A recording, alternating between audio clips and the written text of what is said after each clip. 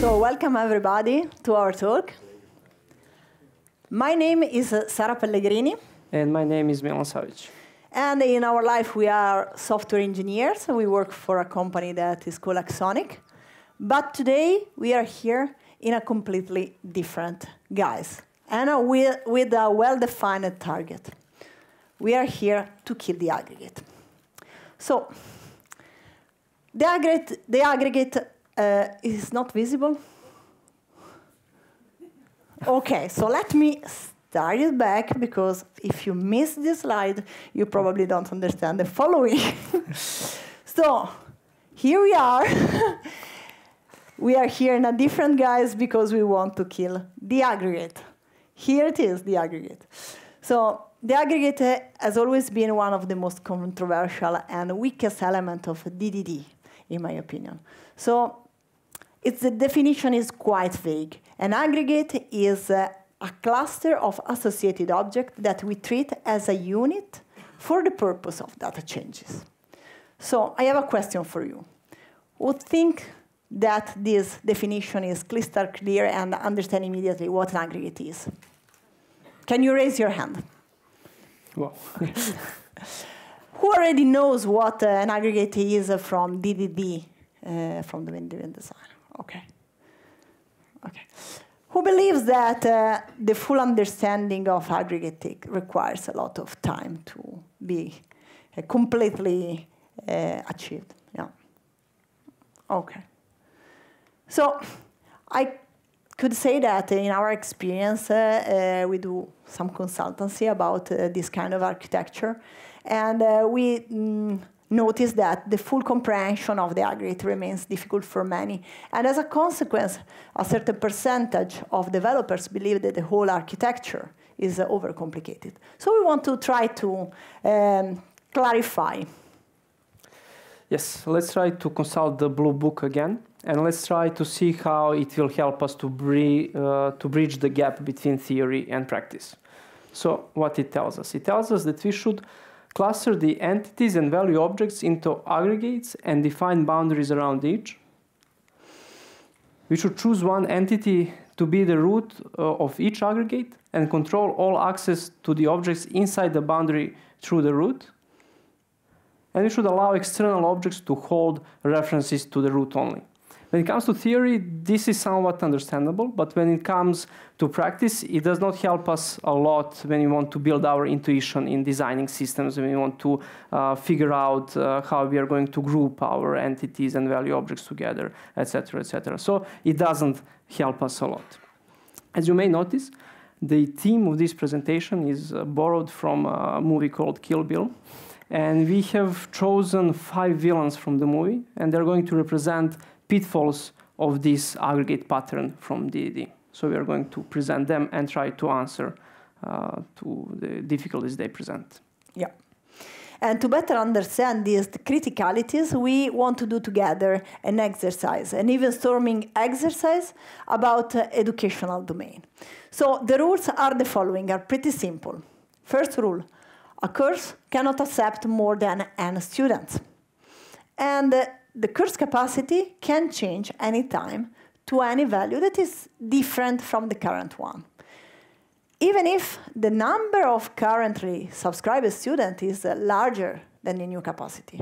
So in this case, what happened is simple. We reduce the capacity under the number of students that are subscribed, and in order to have a new subscription, we need to wait that a sufficient number of unsubscription happen to have some free spots. OK? Cool. So let's go and try to model events and commands that are needed for this exercise. So first of all, let's identify the events. We know that the course can be created. We know also that a student can subscribe to a course, and we know that a student can unsubscribe to a course.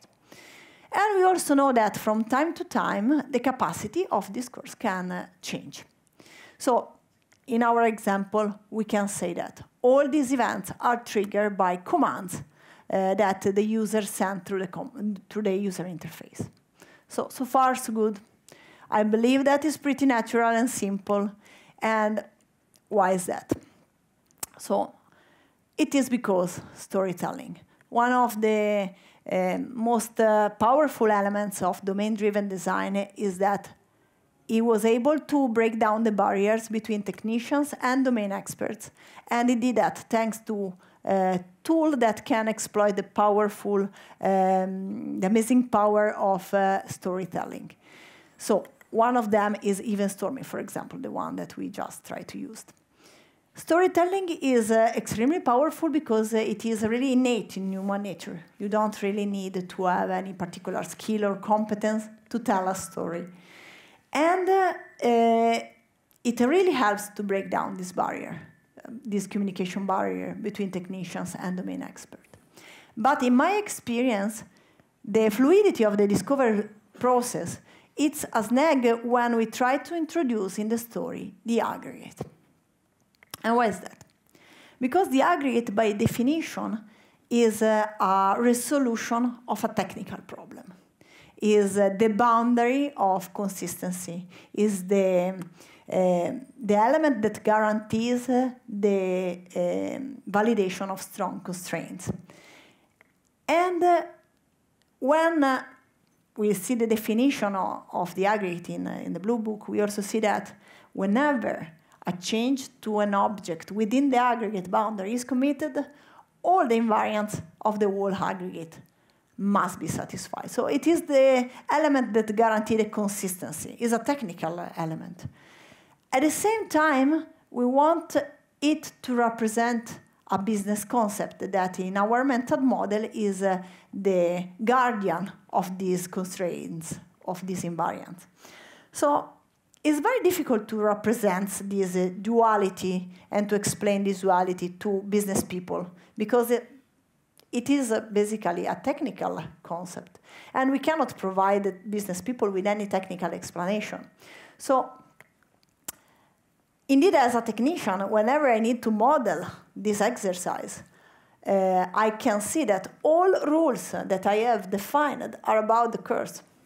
And so, as a consequence, the best candidate, in my opinion, to be an aggregate in this case is exactly the curse. But translating this idea into non-technical terms to try to explain what an aggregate is to business people is very difficult. We can try some strategy, like asking questions like in which information would you put, in which box would you put this information, or who is the component that guarantees you these constraints to not be violated. But it's very, very difficult, and not always these techniques are really effective. So this is the first bad guy in our story. The aggregate does not fit storytelling. So the introduction of the aggregate in the storytelling breaks the fluidity of the discovery process. And it is an element that doesn't naturally fit the story. It's us, technicians, that want to forcefully introduce it to satisfy our needs. And the aggregate that is created because of a technical need should not be even known in a way from business people. Business people should not be worried about any technical aspects of our implementation.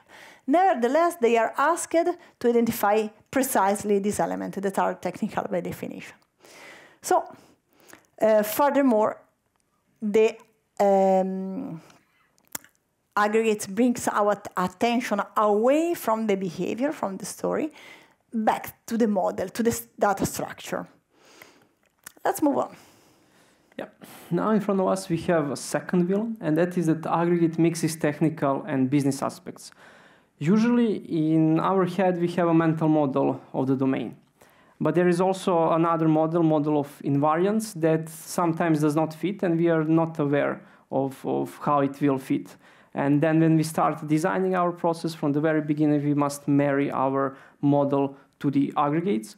And it becomes really difficult because sometimes it can happen that we can have a single business rule spanning across several domain concepts. and it is not easy to model and then to refactor our aggregates. There is a technique that says that we should try to put data that changes together and then to form aggregates around them. However, this technique that maybe in the beginning of our design process is not so obvious to see which data changes together, and it is not so apparent at the beginning. So what people usually try to do, we take a look at our event storming outcome. We see our events and our commands, and then we start searching for entities, names, nouns, etc., etc. So in our case, this would be the course, which would translate into the course aggregate. So the course aggregate is responsible for handling these commands and responsible for publishing these events. Okay, we have our system designed. Now we need to store this durably, right? Here we chose course as the aggregate root. It contains a bunch of subscriptions, and we are going to store the state as the current state of the system, right? So when there is a command to subscribe and unsubscribe student from a course, we are going to load the whole state of the aggregate. Why? Because it is unit of our consistency. We need to load all the course info and all the subscriptions. For these two commands, this is relevant, and this is completely normal to do. However, in a case where we want to update the course capacity, we are interested only in the course details. We are not interested in subscriptions because capacity has nothing to do with subscriptions based on the rules that Sara explained. However, we still need to load everything, and this does not feel natural, right? We are loading too much. We are wasting network bandwidth and memory, etc., etc. And this is in the world of storing the current state. When we move to the event-sourced world, when we are storing the current state of our system as a series of events it published, the situation is somewhat similar. For subscribing and unsubscribing the student to a course, we need to load all these events. Again, for these two commands, it makes completely sense. But when we want to handle the update course command, we see that we only need these two events. We are not interested in subscriptions. However, we, again, need to load all of them just because this is our unit of consistency and we must load the whole state of the aggregate. So now we want to make it a little bit more complex, adding a new rule. The course title can change to any title different from the current one. Okay, pretty simple. Back to the board. We need to introduce a new event. The course title can change, so course title or rename or course rename event, and of course a new command. And this seems pretty simple. If I ask you, which aggregate do you think this command and event should be handled from? Why? Of course, the course. So it is the most obvious answer, right? And it is really reasonable. But now the course aggregate is responsible for something more, a little piece that in addition to what it was responsible before, right? And it may seem irrelevant, but it hides a pitfall. And let's see which one is the third villain in our story. The larger the aggregate, the greater the contention. So our natural attitude to identify the aggregates in the concepts that are part of our business model can lead to an expansion of the border of the aggregate that may not be necessary, like in this case. Because every time we identify some new commands and event that relates to this concept, we tend to assign to that aggregate.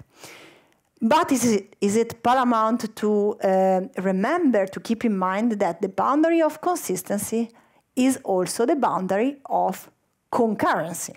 So this is the very reason why the correct sizing of the aggregate is important for defining the performance of our system.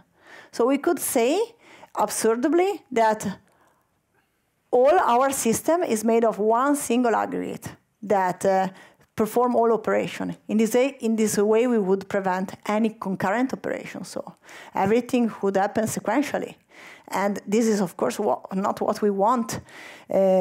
choosing event-driven architecture is in most of the case because of performance.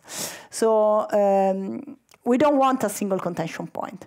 And that is why we need to decide the correct sizing of the aggregate. Let's make an example to clarify even better. Let's say that at a certain point, our system received 2 commands related to the same curse. One is for updating the curse capacity, and the other one is for renaming the curse title. So you can already feel these 2 commands will not affect each other, right? Changing the capacity will not affect changing the title, and the other way around. So what happened? Both commands are handled at the same time. That means that 2 instances, 2 replicas of the same instance of the aggregate are loaded in the application, in the system. They are modified accordingly their respective commands, and so far so good. The problem happens when we try to persist these aggregates. Since the aggregate guarantees the internal consistency, it is forbidden to save to concurrent modification. So while the first one will be accepted, the first save will be accepted, the second will be necessary rejected because of consistency reason. So it doesn't matter that within the aggregate, these 2 commands are modifying to the information that are completely unrelated. It doesn't matter that changing the name of the curse will never affect the capacity like the other way around. The only fact that they belong to the same aggregate prevent them, these 2 commands, to be executed at the same time. So in this way, we decided to increase the scope of the aggregate, and we obtained as a side effect an increase in the contention that was not necessary potentially. So let's see how we can solve this problem. Let's stop. Now, yes, thank you. So let's stop complaining and let's propose alternative solution to this issue. So firstly, we had a single aggregate with a bunch of subscriptions, and the contention was high, right? So we decided to see whether there is a better solution to this. A better, or let's say a different solution for now, would be to have 2 aggregates. One that is responsible for dealing with course details, so course subscriptions. Course subscriptions, and one responsible for dealing with course info, so course details. And now 2 commands that Sara was explaining will hit 2 different aggregates. We will not have contention. But let's take a magnifying glass and let's see what are the pros and cons of each approach. So a single aggregate approach has more contention, of course, but it is simpler. It is simpler in a way there is a single thing. There is a single thing to be loaded. If we delete one aggregate, if we delete one course, then we are just deleting this aggregate. If we create one course, we are just creating one aggregate. In a 2 aggregates approach, we have less contention because now we can finally grain the route for our commands. But we have additional complexity, and that is the management of multiple aggregates. What would have happened if we wanted to delete? So we need to delete the course subscriptions and course info. What happens if one of these deletions fail? Then we need to coordinate. We need to have some form of synchronization between these 2 actions. So it does not come for free, this improvement. And now let's say that we are in production. We were storing our state for some time. We have seen this contention in real life, and now we want to refactor. So we want to move from one aggregate scenario to 2 aggregates. So we want to change our model. So what will happen? In a case when we are storing only the current state of our aggregate, let's say that we are storing it in a relational database, maybe just running a SQL script would help us here. So it is not that bad. It could be a little bit worse if we didn't choose such a scenario. So for example, if we decide to serialize the state of our aggregate, then we need to build a deserializer, adapt it, serialize it back again, and store it. But it is not the end of the world. But what happens in the event sourced type of storage? Event stores, by their nature, are invented to be immutable. So in terms of changing the events, but also in terms of changing the stream of events. So they are not meant to be used to insert events in a stream or delete events or even to mutate events. But let's say that we have this situation in real life. So we have events related to the course. They belong to a course, and now let's say that we want to change to course info and course subscriptions aggregates scenario. So first of all, course created now needs to be multiplied into 2. So we need an event for course subscriptions created and course info created. They now belong to 2 different aggregates. Course renamed now will become part of the course info aggregate, and course capacity changed will become part of the course subscription aggregate. And this is exactly what I was talking about. So event stores are not meant to be used like this. There are event stores that can leverage things like that, but it is not, how to say, everyday business what they do. So there are more complex procedures to transform an event store to support modifications like that. And this is our 4th villain in the story. Basically, aggregates are hard to refactor. It is not impossible, but it is not a breeze of a task to do. Yeah. And now let's add a little more spice to our story, introducing a new rule. That is, the student cannot join more than 10 courses. So, back to the board. We need a new event for creating the student and the respective command. So far, not so bad. But now things get complicated because we have to add another event for the subscription and another event for unsubscription with respective commands. So if you have a déjà vu, you are right, because we have already met these subscribe and unsubscribe pair of commands and events when we were talking about the course. But now we need other 2 pair because the new rule that I introduced is about a new aggregate, the student aggregate. So the student cannot join more than 10 courses. So why do I need to separate basically copy of the same event in a real world, the subscription? This is because of a technical reason, just because I need to validate invariants, constraints that lives into different aggregates. These rules lives in the student. So let's say that for now we are happy with our student aggregate. It can handle some commands, it produces some events. And the same way of the course aggregate, it also needed to contain the subscription that are needed for validating the following requests about subscription and unsubscription. So these situations force us to introduce some form of synchronization. So what happens when the system receives the command for subscribing a student to a course?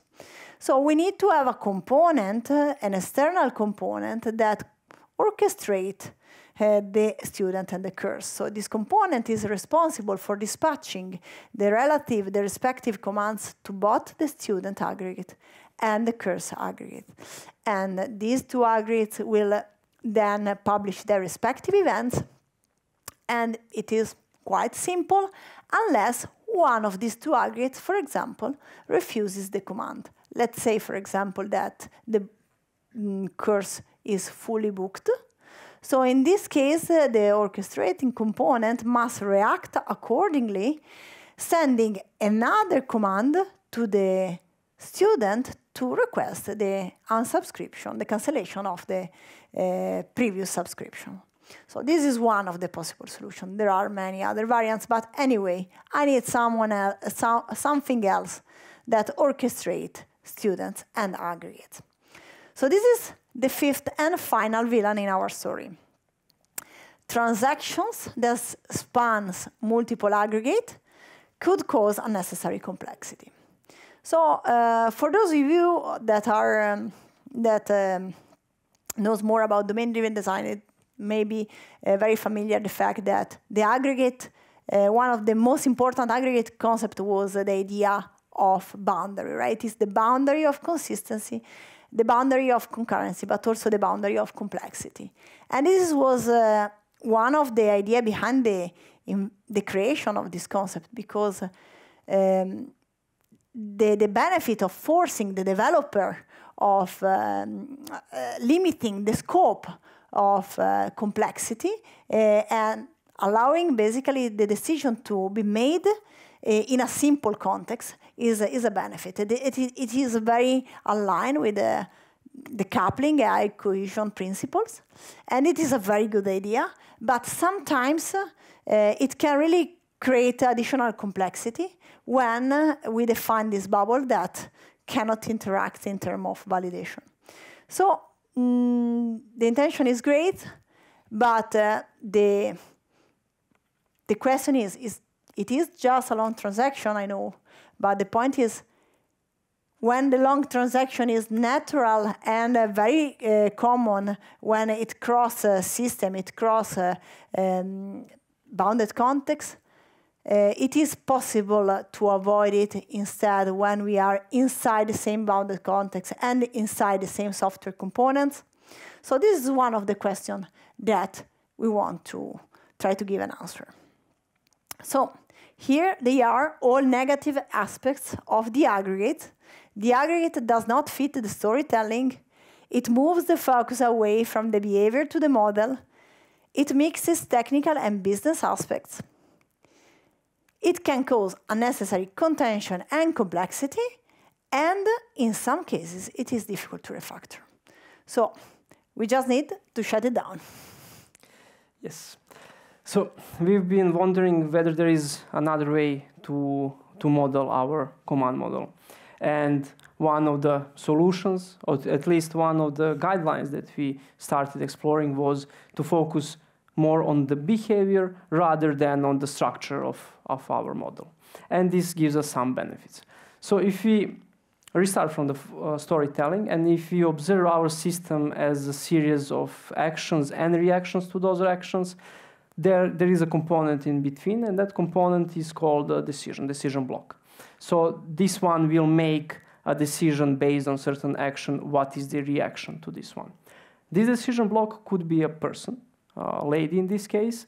So she can, based on her own experience or based also on the information that she can gather from the system, she can make a decision and she can issue an action. Another decision block could also be a software component. So software components similarly can take a look at the system and retrieve information, because this decision block knows where to look and what information it needs, and it can make a decision and react to it. So you can basically see these actions and reactions as commands and events flowing through our system. So basically, focusing on decision will give us this unit. In our case, decision block unit is a message handler. And this message handler knows where to look and what information it needs. Another important ingredient in this solution is event sourcing. Why is that? Because event sourcing decouples basically the data from the structure of the model, right? We have a history of events, and then we can build any model based on those events. And this is exactly what we are going to do. Message handler can search through the event stream and can load necessary events and build any model that it needs to validate this specific command. All right, so let's take a look at the example. So this is the state of our event store. We have events related to the course. We have events related to the student. There is a command to update the course capacity. Previously, we needed to load all these events related to the course, right? But for our use case, we just need to check whether the course exists and whether there were any capacity changes to see whether it differs from the previous one. So we might say, okay, we just do not need this event, and we are not going to load it. So we are going to load only events that are necessary for us to make the decision. And as a consequence, we may or may not publish a new event. So basically, we may or may not react to this intent. and this is our course capacity changed event. When it comes to the event store, we need to adapt it a little bit. So we should move from loading a stream of events based on the aggregate, but we are going to load events based on a certain query. And let's see what this stream query is. It consists of two components.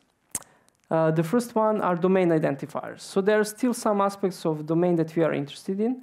In our case, this is a specific course. And we also want to filter further on the specific types of the events. So in our case, we are interested in course created and course capacity changed. Both of them together form a stream query that is going to be used by our decision block to load necessary information and to make a decision based on them. So again, the focus is on the message handler. It is less waste of resources because we are loading less events. We don't need to do any structure modeling upfront because we can always change the structure of our model later. And it gives us more flexibility because we can further on refactor it and adapt it accordingly to our needs.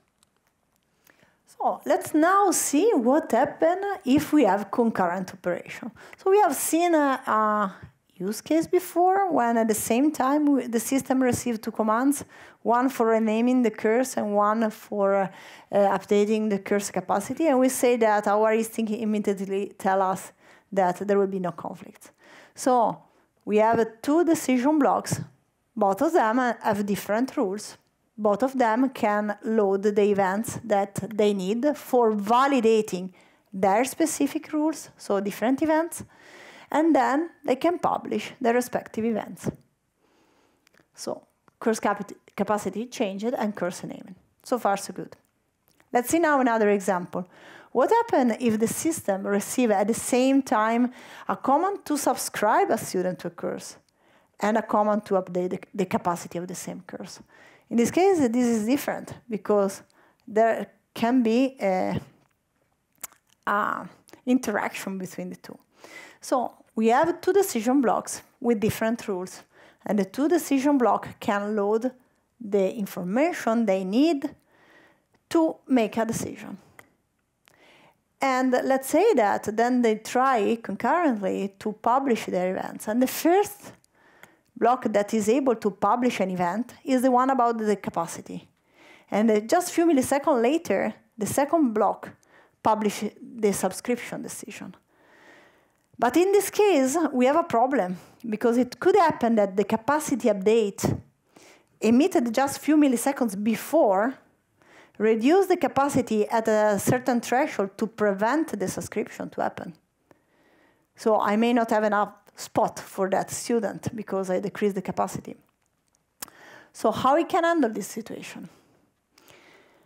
Here is the idea that we would like to propose as an alternative to the aggregate approach. So next to the simple append operation, an event store should provide a new operation, the conditional append. And how does it work? It's pretty simple. Besides the events to be appended, the conditional appends requires a second parameter, the condition. So what is the condition needed for? It is basically used to verify that at the time of the append, the information about that was interesting, that was used for making a decision about this event, were the most up-to-date. So there is no new data, no new information that could affect your decision. Happen in between when you read and when you write. So the condition is composed of two parts. The first is the stream query. What is the stream query? It is basically the same stream query that was used to read the model, to collect the information that the decision block required to make a decision. So in other words, is basically everything defining what is important for me to decide about publishing an event as a decision block. And the second one is the consistency marker. The consistency marker basically represents the offset of the last event I was aware of when I tried to publish. So I was aware of events until 1 million. I don't know anything about after that. So in other words, the offset represents the fact that the message handler, at the time, at the moment he took the decision, was up to date to a certain point in time. So the condition is verified when no event after the consistency marker is matching the string query. Because if there is an event, it means that there is something new I could be interested in, like, for example, the capacity change. So when the condition is verified, you have the guarantee that your decision was correct, right? It was made on the most up-to-date data. When the condition is not verified, it means that potentially, it's not said, but potentially you could make different decision because there is something else that you didn't consider. So when a condition is not verified, it means that potentially you made a wrong decision, so you don't want to save the data. And this is simple. The event source should reject your request to append event. And in this case, what happened is pretty simple because the decision block can then decide to fail, but also it can decide to try again by loading the remaining events, just the delta. If you are using any functional approach, you can just take the model that you already have and apply missing events. And you can retry to make the decision now with the most up-to-date information. So in practice, the conditional append represented the guarantees that an event or a group of events is appended in the event store if and only if in the moment you are writing, there are no new information that could affect your decision. So your decision is correct. It's based on the most up-to-date data. And it basically represents a form, if you want to see in this way, of optimistic lock applied at event sourcing word. So let's see now what happened in this practical example that we have analyzed a few seconds before. The first block, so both decision block loaded these events, and the last events they both loaded was the number 592. The first block that was able to append, to invoke the conditional append is the one below, and it basically sends the 592 as consistency marker, last event it was aware of, and there is nothing after 592, so the event store is happy and can accept the append. But when instead the block above tried to publish the events, it also sent 592 as consistency marker, but because when it read 593 was not present at the moment, and the event store validates that there is an event after 592 that matches the query, so it was important for the decision block above, and in this case, simply it refuses the append, it rejects the append. Okay, so let's see what happens with the contention. So previously we had the contention boundaries of the aggregate, but now the contention boundaries are of the string query, which basically narrows down our contention, right? Because we are loading only necessary events. We are not loading all events that are of interest for our aggregate. But we can do more, right? We can do something when it comes to our design perspective. We've seen this somewhat artificial use case, right? We had commands and events related to both course and student that felt like duplicates, right? When in the real world, what happened? Yes, so we had these duplicates, right? And also when we went to the real world, when we went to the event store, we also seen these two events close together. And essentially what they represent a single fact, something that has happened, and we have been wondering why do we have these two, right? And the reasons for that were purely technical reasons, right? Because we had two different types of aggregates, and we needed to guard their invariance. That's why we needed those. If we show this to our domain experts, they would ask, why is that? And when we try to explain it, it doesn't feel right. Essentially, what happened in the world is a single thing, right? Students subscribe or unsubscribe to a course, and there was a decision that has been made. So let's try to see whether we can improve this situation. First of all, let's remove the ownership of these events. So we are going to have something that we are going to call pure events, right? Those are events that have no owner, so there is no aggregate owning them. However, we still need to relate those events to some domain concepts. And we are going to introduce tags. And tags are basically going to link these events and domain concepts. If we remove the ones that we already abstracted away, we can see that we still have these duplicates. So instead of keeping these duplicates, we can have a single event, but we can have two pointers, two tags pointing to the same event. With this, we even narrow down our contention point. So this grants us another additional, another advantage, another exceptional advantage. And let's see which one with an example. Let's find out how our system now reacts to the student subscribe to course command. So we know that the decision is made by now a decision handler. And the decision handler knows exactly which information it needs to make this decision. And it knows that the invariants in this case are 2. The course cannot accept more than 10 students, and the student cannot join more than 10 courses. If both of them are verified, we can proceed subscribing the student to the course. So now we can take advantage of the flexibility of a query and load in the same stream both the course and the student data.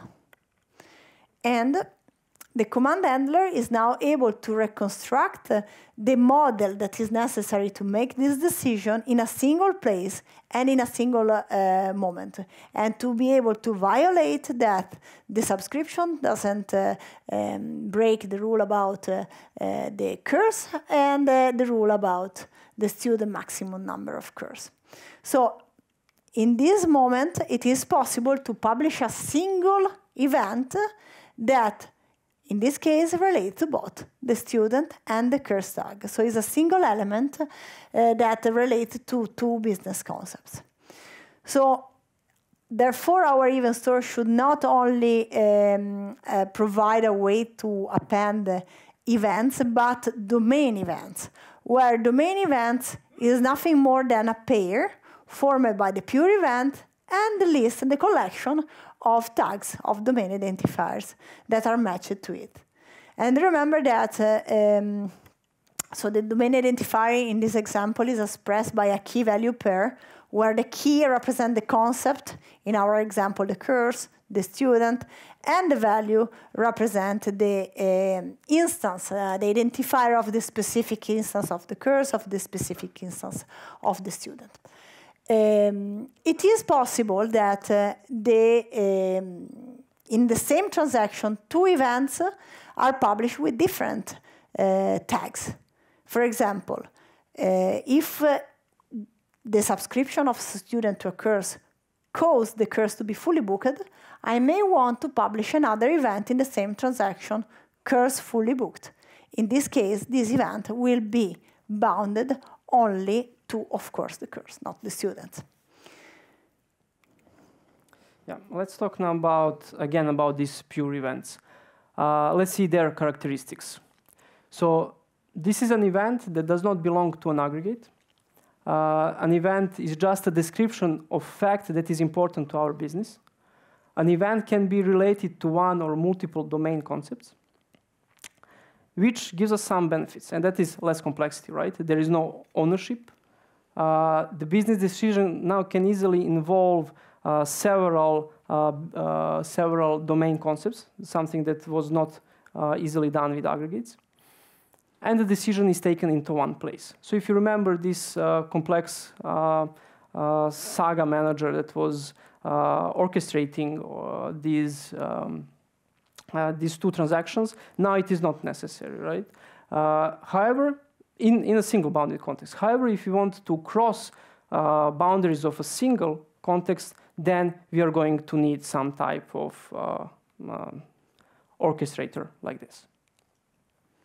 Another cool benefit is more flexibility. Now we have, again, event sourcing playing a really important role here. Here, decoupling the storage from the model, and this eases up the refactoring, right?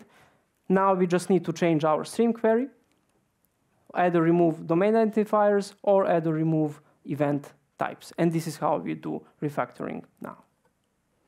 So finally, the aggregate is dead, together with all the negative aspects associated with it. So this new approach that we decided to call dynamic consistency boundaries has several benefits. It integrates naturally with storytelling because it's based on behavior instead of data structure model. And it reduces the contention, it reduces the complexity, and it simplifies the refactoring a lot. So the aggregate is dead, but with this, we don't want to say that you need to organize your system with millions of completely unrelated and independent decision block command handler. Not, absolutely not. Clustering commands into logical groups and delegating their execution to the same model is and remains a good practice, and it is something that you should follow anyway. But the difference lies in the fact that before, by the very definition of the aggregates, this model necessarily needs to be isolated one from each other, like in the picture. So killing the aggregate means admitting the possibility of contamination between this bubble without renouncing consistency. So it's a less dogmatic approach that in any case must not disregard good programming practices, but which, thanks to a greater flexibility, can allow the best design to emerge over time, right? So the ability to create this intersection, it is something that you don't need to exploit all the time in all the situation, but it's a tool in our toolbox. So, of course, there will be thousands of cases when this will not be necessary. As always, there is no single answer or single truth, but pragmatism and common sense are the most important followed the rule. And we are done.